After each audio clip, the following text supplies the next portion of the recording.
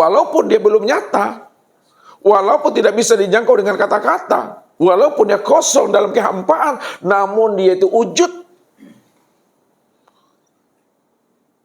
Dia wujud. Dia terang. Cuma cara penyampaiannya diungkapkanlah dengan bahasa seperti itu, biar kita paham. Contoh, ini contoh. Nah, mik ini wujud nah ini? Nyata kayak?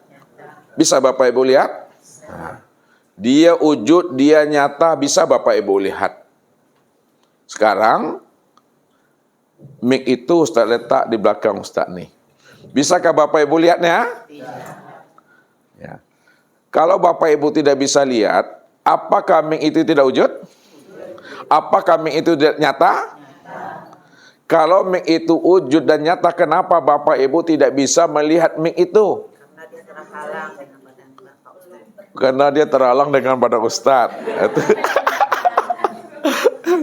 Ya, jawabannya benar, tapi salah dalam pemahamannya. Ustaz ulangi lagi. Kalau mik itu wujud nyata dan terang, kenapa Bapak Ibu tidak mampu melihat mik itu? Padahal dia wujud dan nyata, kata Bapak Ibu. Karena dia terhalang dengan perut Ustaz.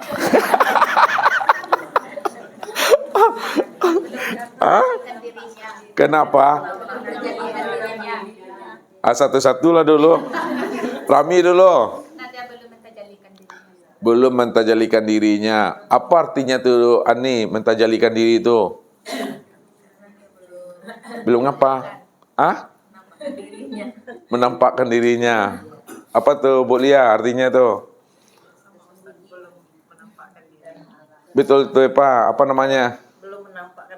Belum menampakkan dirinya. Ya gitu Pak Haji. Ya.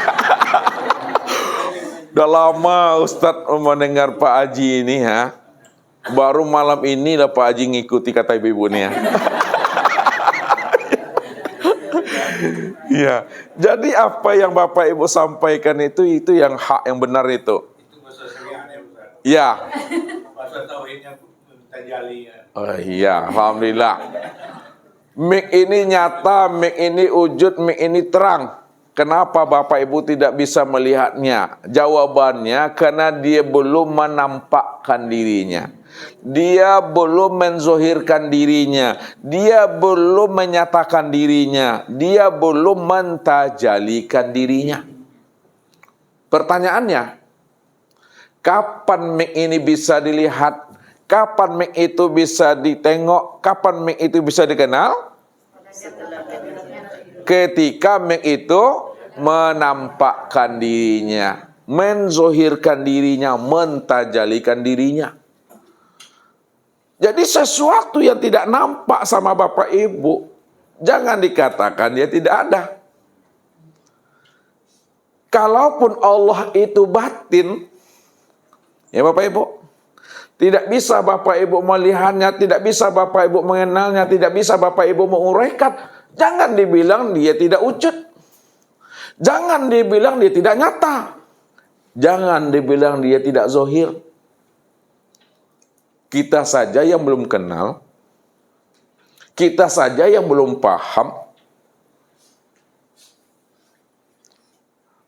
Baru kita bisa mengenalnya. Baru kita bisa melihatnya. Ketika dia mentajalikan dirinya.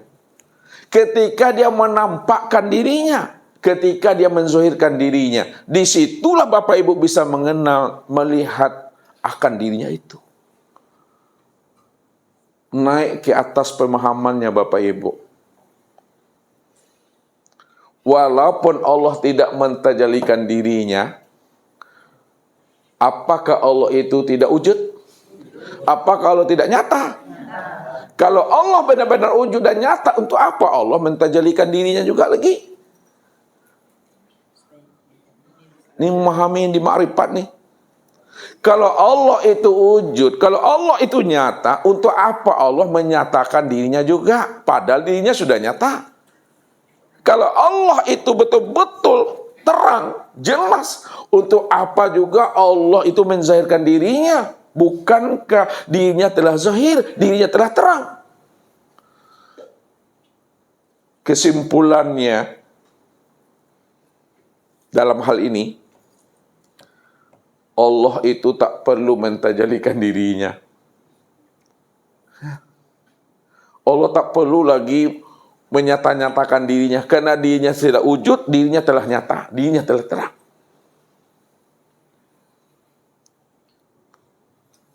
Maka disitulah rahasianya,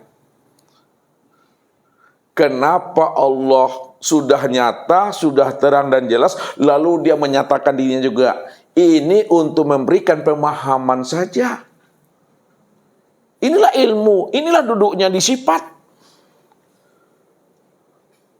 Kalau tidak diturunkan dengan bahasa sifat, maka kita nggak akan pernah bisa mengenal akan dirinya itu.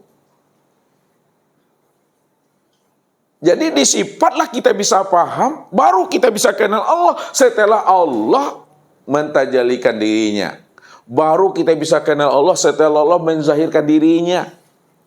Itu turunnya sudah di sifat pemahamannya. Kalau maknanya di ma'rifat, tidak perlu Allah itu menzahirkan dirinya, karena dirinya sudah zahir.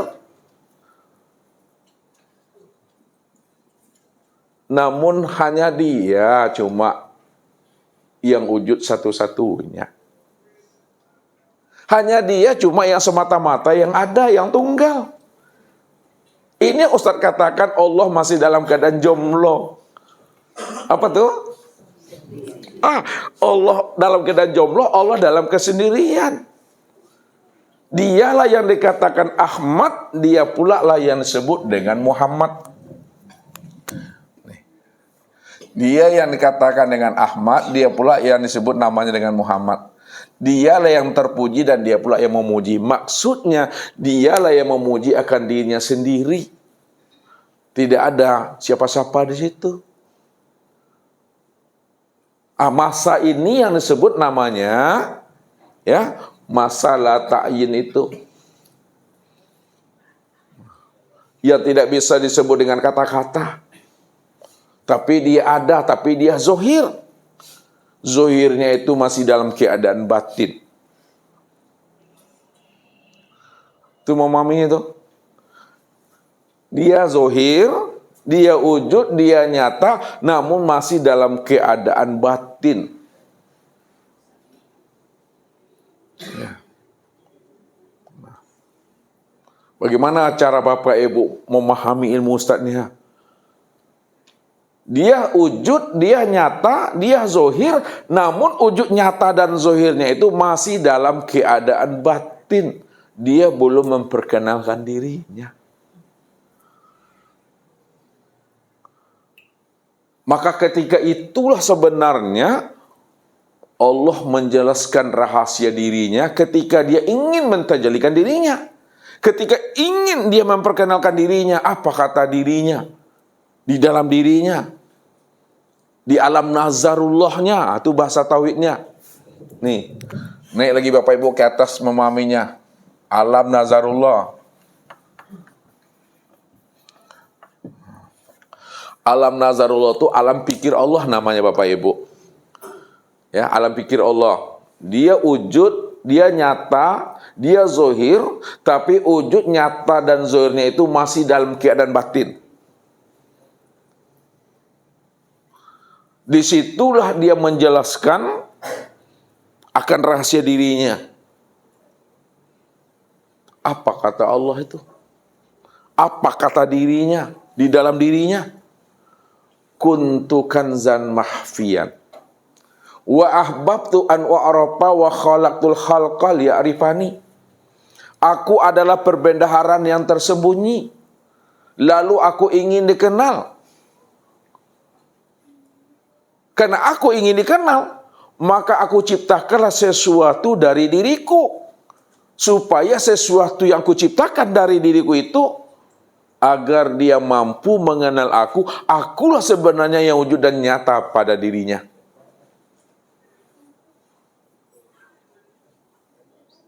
Disitulah letak pemahamannya. Bahwa alam pikirnya tadi, Itu ada 3 Bapak Ibu. Nih, alam pikirnya tuh, alam nazarullah nih, ada 3 nih ya. Yang sebut namanya alam azali. Ini dia. Sebut namanya alam suluhil qadim. Suluhil qadim. Qadim. Disebut namanya alam tanzizi qadim. Azali, sulil qadim, dan tanzizi qadim. Ini alam pikirnya. Di alam azali ini disebut namanya dia mengingat. Mengingat. Di alam suluhil qadim, di alam pikir yang kedua ini disebut namanya dia menimbang. Di alam yang ketiga, alam pikir yang ketiga, tanzizi qadim, disebut memutuskan. Makan di SK itu ada kan? Mengingat, menimbang, dan memutuskan. Ini sebenarnya, ini rahasia tentang Allah tuh. Itu ilmu ma'rifat itu. Di mana letaknya dia mengingat? Bahwa dialah yang mengingat, dialah yang memuji akan diri sendiri. Ini yang Ustaz katakan tadi. Dialah yang dikatakan Ahmad, dia pula lah yang disebut Muhammad. Dialah yang terpuji, dan dia pula yang memuji. Bahasa Ustaznya, dia masih dalam keadaan jomblo, mengingat dirinya sendiri. Itu mengingat tuh. Nih, azali ini. Pada saat menimbang, ya, apa kata dia? Kalau aku ciptakan sesuatu, nanti dia ngaku pula Tuhan di situ nanti. Tidak aku jadikan sesuatu, tidak ada pula yang memuji aku. Ini dia menimbang-nimbang di situ. Lalu dia memutuskan, ya, mau dia ngaku Tuhan atau tidak, mau dia itu kafir atau tidak, ini cerita aku. Ini sandiwara aku. Aku akan tetap zahirkan diriku. Karena inilah cerita dan sandiwara aku, kata Allah. Maka inilah yang disebut namanya dia berada di alam nazarullah. Alam pikir dirinya sendiri. Ini yang Ustaz maksudkan tadi. Dia zahir, dia wujud, dia nyata, tapi masih dalam keadaan batin. Belum bisa dikenal itu. Ini yang Tuhan itu Bapak Ibu. Memang tidak bisa akal pikir memahaminya itu. Kalaupun kita bisa memahami rahasia dirinya, dia yang memberitahukan kepada kita. Dia yang menerangi kepada kita. Dia yang menunjuki kepada kita. Dia membukakan tabir rahasianya kepada kita. Barulah kita bisa kenal akan dirinya. Inilah yang katakan oleh Rasul, araftu rabbi bi rabbi itu. Aku kenal Tuhan karena Tuhan. Ra'aitu rabbi bi rabbi, aku melihat Tuhan ya karena Tuhan. Ra'aitu rabbi bil aini rabbi, aku juga menyaksikan Tuhan dengan mata Tuhan. Memang tidak ada siapa-siapa Bapak Ibu. Lalu kenapa dia bernama Allah? Ya. Kapan bernama Allah, bukan kapan bernama Allah. Kenapa dia bernama Allah? Beda nanti kapan dia bernama Allah. Kenapa dia bernama Allah tuh? Karena tidak bisa dijangkau dengan akal pikir.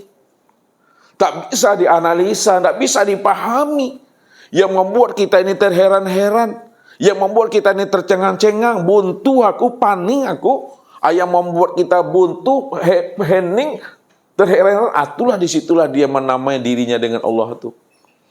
Jadi Allah itu yang tak bisa disebut dengan kata-kata. Allah itu yang nggak bisa dijangkau dengan akal fikir. Allah itu yang membuat kita terheran-heran. Itulah Allah itu. Situ letaknya dia bernama Allah itu. Maka Allah itu bukanlah lafaz. Itu dipahami perlu. Allah itu bukan lafaz ini Bapak Ibu. Allah itu bukan lafaz. Ya. Dia tiada berhuruf. Ini berhuruf nih. Ya, ini berlafaz ini. Maka pahami. Walaupun berhuruf, walaupun dia berlapas, sebenarnya dia tidak berhuruf dan tidak berlapas dia. Maka jangan Bapak Ibu bertuhan kepada lafaz Allah. Jangan Bapak Ibu bertuhan kepada huruf Allah. Siapa yang bertuhan kepada lafaz Allah, huruf Allah, tulisan Allah, maka itu adalah suatu kekafiran. Man abdal asma dunal makna bahwa kafir. Siapa yang menyembah asma Allah, siapa yang menyembah lafaz Allah, siapa yang menyembah huruf Allah, siapa yang menyembah huruf alif, lam, lam, ha, dunal makna, tapi dia tidak mengenal diri yang bernama Allah. Dia tidak mengenal orangnya, dia tidak mengenal wujudnya. Yang dikenalnya adalah lafaznya, hurufnya. Tapi dia tidak mengenal diri yang bernama Allah. Bahwal kafir, itu suatu kekafiran itu. Maka nama ini untuk menghantarkan dirinya yang tidak pernah bisa dijangkau dengan akal pikir. Tidak bisa disebut dengan kata-kata, namun dia wujud, namun dia nyata Bapak Bu, namun dia terang. Akan tetapi nyata dan terangnya tidak bisa ditunjuk-tunjuk. Tidak bisa dijelas-jelaskan. Cukup dipahami, diam, dirasakan, dan diimani. Udah. Sebab kalau ditunjuk, beda nanti Bapak Ibu. Ya. Lain yang disebut, lain yang ditunjuk nanti itu.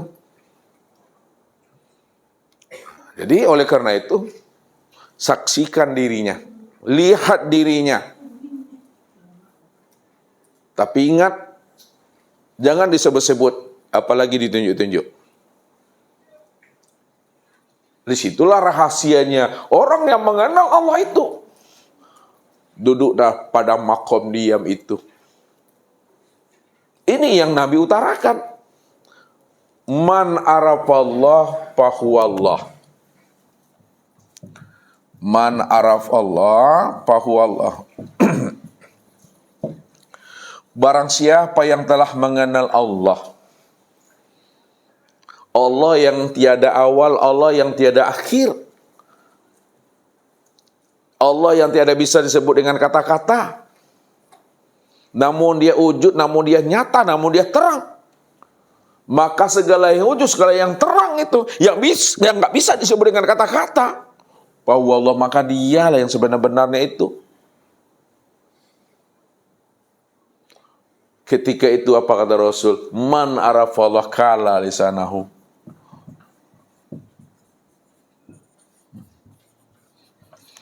Nah, barang siapa yang telah mengenal yang wujud, yang terang, yang nyata, yang bukan awal, bukan akhir,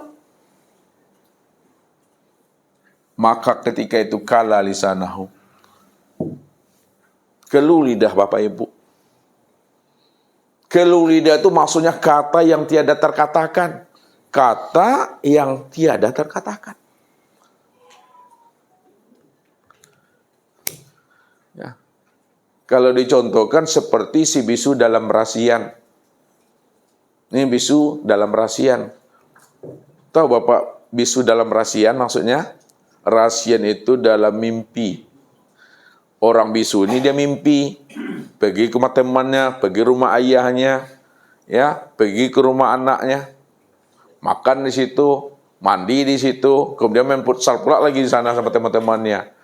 Ketika dia sadar dari tidurnya, lalu dia ingin bercerita kepada istrinya, bercerita dengan anak-anaknya, bercerita dengan temannya, apa yang dilihat dan apa yang disaksikannya itu, tidak bisa dia menyampaikannya. Tak bisa dia menjelaskannya. Kenapa dia tidak bisa menyampaikan dan menjelaskan kepada anak, istri, kepada temannya? Karena dia bisu. Artinya bisu dalam rahasia tuh.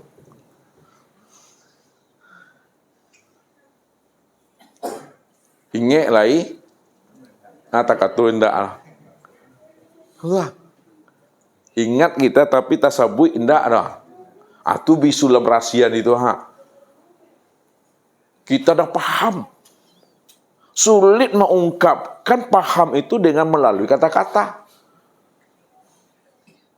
Bagaimana Bapak Ibu bisa menceritakan rasa manis, rasa pedas, rasa kopi kepada teman? Kalau teman itu tidak pernah dia merasakan cabai itu, gula itu, kopi itu, tidak bisa. Jadi orang yang mengalami, dialah yang bisa menceritakan hal itu. Disinilah dikatakan, malam yadri lam yazuk. Siapa yang tidak tahu maka dia nggak pernah merasakan. Wa malam yazuk lam ya'rif. Siapa yang tidak merasakan maka dia tidak akan pernah kenal tuh. Malam ya'rif lam yaskut. Siapa yang tidak kenal maka dia nggak pernah diam itu. Orang yang diam itu orang yang kenal. Orang yang kenal itu karena orang yang sudah merasakan. Orang yang merasakan itu karena orang yang sudah tahu itu dah. Inilah maksudnya kala lisana. Tidak bisa lagi diungkai dengan kata-kata, nggak bisa lagi disebut. Tapi dirinya itu wujud, dirinya nyata. Mana dirinya yang wujud dan yang nyata tuh? Nia. Yang mana tuh? Yang kosong tuh. Ustaz bilang kosong. Rupanya diri Allah tuh bukan kosong itu, Rahmi. Dirinya itu dibalik yang kosong itu. Bapak Ibu bilang, oh diri Allah tuh dibalik yang kosong rupanya Ustaz. Rupanya Ibu, diri Allah tuh bukan dibalik yang kosong itu. Diri Allah itu rahasia dibalik yang kosong itu.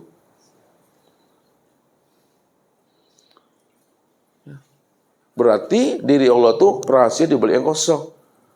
Rupanya diri Allah itu bukan rahasia di balik yang kosong. Diri Allah itu, itulah hakikat rahasia di balik yang kosong itu. Apalagi sebutannya? Paning aku. Paning itulah dia. Rupanya bukan paning itu yang dia. Di balik kata paning itu yang dia. Gila aku. Di balik kata gila itu aku itulah dia tuh. Bisa Bapak lagi menyebutnya? Ibu-ibu bisa mengutarakannya? Itulah dia. Sampai habis Bapak Ibu, sampai berhenti Bapak Ibu tuh maksudnya. Kala lisanahu itu tidak bisa diuraikan. Kalau disebut juga di balik kata itu, dia tuh maksudnya Ustaz tuh. Apapun yang Bapak Ibu sebut, bukan kata itu hanya menghantarkan paham. Tapi di balik kalimat itulah makna yang sebenarnya. Allah itu Rabbul Izzati. Berarti Allah itu Rabbul Izzati. Allah itu bukan Rabbul Izzati. Allah itu di balik kata Rabbul Izzati itu.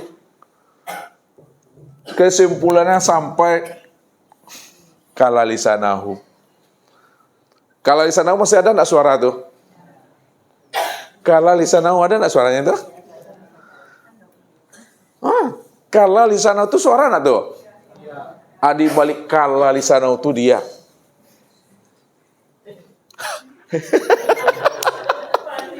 Itulah dia paling aku. Itu yang paling aku tuh. Itu Allah itu. Tapi dia nyata Ibu. Dia ada. Adanya dia itu tak boleh lagi ditunjuk-tunjuk. Tak boleh lagi diurai-uraikan. Ini yang bahasa Ki Ustaz. Kalau Ibu sudah paham, jangan disate juga lagi. Sate Ibu tahu sate? Sate aja paham? Kalau di sate juga jumpa nanti jantung, rabu, nanti jumpa gelemek, ya.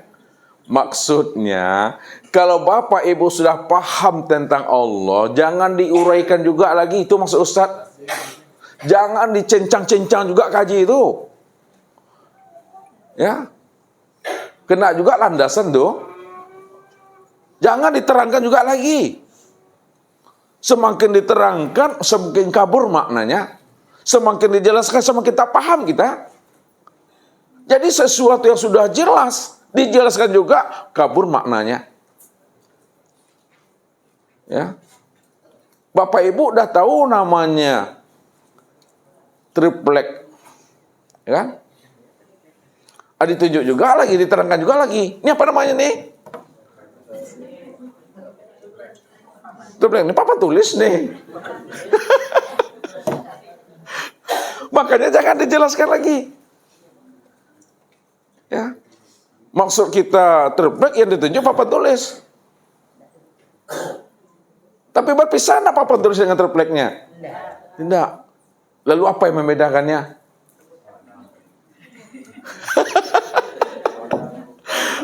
Ini cerita ini ya, memang Ustaz sengaja buat Bapak Ibu bingung supaya kenal Tuhan. Semakin bingung Bapak Ibu semakin kenal dengan Tuhan. Semakin dekat dengan Tuhan tuh. Ya, asal jangan jadi orang ODGJ. ODGJ itu apa tuh, Wi? Orang gila, bukan seperti itu. Ustaz mau membuat pikiran Bapak Ibu itu betul-betul hening di situ. Tidak perlu lagi mencari-cari Tuhan, menganalisa-analisa. Tidak bisa Tuhan itu ditemui dengan akal pikir. Dia dengan iman. Dengan iman memahaminya, bukan dengan akal pikir. Makin dipikirkan, nanti pusing Bapak Ibu itu muntah, itu baru muntaha. Baru disebut Sidratul Muntaha. Kesadaran tertinggi itu tak bisa lagi dijangkau. Makanya yang mungkin dipikirkan mungkin panas otak Bapak Ibu nanti ini. Nanti pulangnya tidak sampai ke rumah tuh. Nggak bisa dengan akal pikir. Lepaskan semuanya. Lepaskan kemelekatan yang ada pada diri kita itu. Ini Ustaz maksud jangan bersandar kita dengan kekuatan akal pikir. Jangan kita bersandar kepada kecerdasan kita. Jangan kita bersandar kepada pemahaman kita. Jangan kita bersandar kepada ilmu kita. Lepaskan itu semuanya. Heningkanlah akal itu. Diamkan pikiran itu. Hening-beningkan hati dan perasaan itu.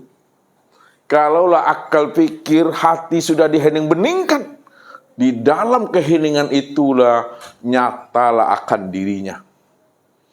Cobalah Bapak Ibu diam. Di dalam diam tuh barulah nyata tuh tiang hidup tuh. Yang turun naik tuh, tiang si hayat tuh. Rupanya si hayat itu sudah meliputi alam batang tubuh nih. Mandang, mandang itulah dia tuh. Mendengar itulah dia tuh. Barulah kita tahu. Yang si hayat itu dia, yang memandang itu dia. Ketika dah diam kita di situ. Jadi kalau selama ini mulut kita ini ngomong, diamkan mulut ini ngomong, biarkanlah hati itu berkata. Setelah paham kita hati itu berkata, diamkan hati itu berkata. Ketika itu jiwa akan mendengarkan. Ketika jiwa mendengarkan, disitulah dia paham dan sadar. Dia yang berkata, dia pula yang mendengarkan apa yang dikatakannya pada dirinya sendiri. Itulah dia berada dalam nazarullah kembali.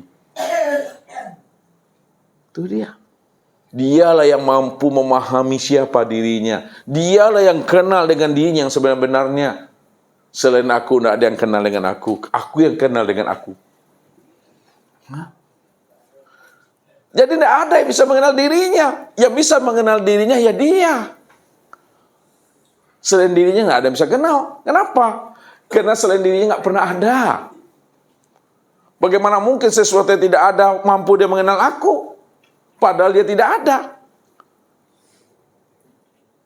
Jadi yang bisa mengenal dirinya adalah yang ada. Siapa yang ada? Yang ada Allah. Ya Allah lah yang mampu mengenal siapa dirinya yang sebenar-benarnya. Maka ini yang disebut cerita Allah. Bukan cerita Bapak Ibu. Bapak Ibu nggak punya cerita. Bapak Ibu tidak punya rencana. Ya. Ini cerita aku, kata Allah. Ini rencana aku. Maka akulah yang menjalankan cerita dan sandiwara aku. Akulah yang menjalankan rencana aku sendiri. Karena aku yang punya rencana. Aku yang menjalankan rencana aku. Nah, disitulah letaknya Allah itu beraku-aku dalam keakuan dirinya.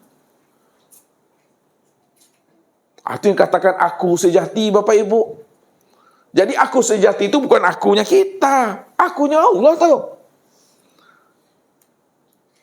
Innani anallah.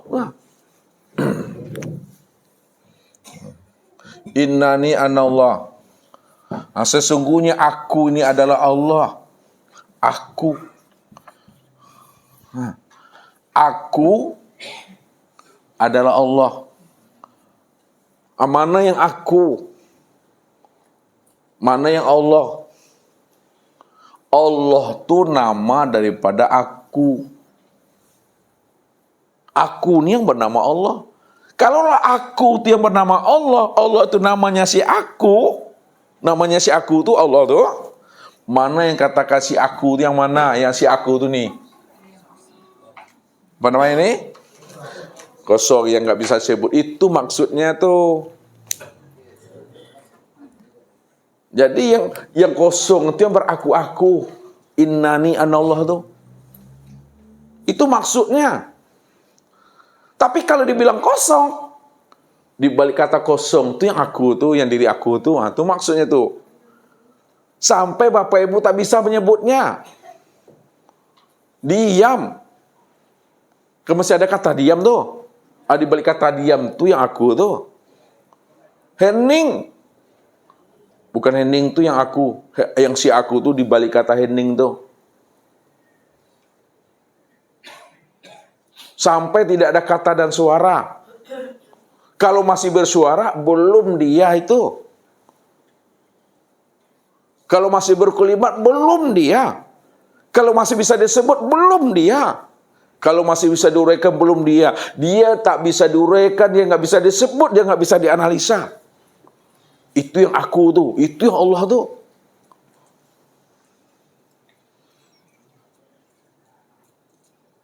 Ini rahasianya. Maka keadaan ini yang disebut la ta'yin kuni bil kuni la sautun wala harpun. Itu dirinya Bapak Ibu. Sekarang yang mana wujud dirinya? Itu kaji lagi. Yang kedua lagi. Ini dirinya dengan wujud dirinya berbeda. Baru terlihat wujud dirinya setelah dia menampakkan dirinya. Nah itu balik lagi itu. Setelah dia menzohirkan dirinya, disitulah nampak wujud dirinya. Maka disitulah dia mengatakan fakhalaqtul khalqa liya'rifani. Karena aku ingin dikenal, aku ingin dilihat, aku baru fakhalaqtul khalqa liya'rifani. Maka aku jadikan sesuatu, itu bahasa syariatnya, dari diriku. Supaya yang aku jadikan dari diriku, dia mampu mengenal aku. Akulah sebenarnya yang wujud dirinya itu. Maka terzahirlah dirinya Bapak Ibu. Ini terzahir dirinya.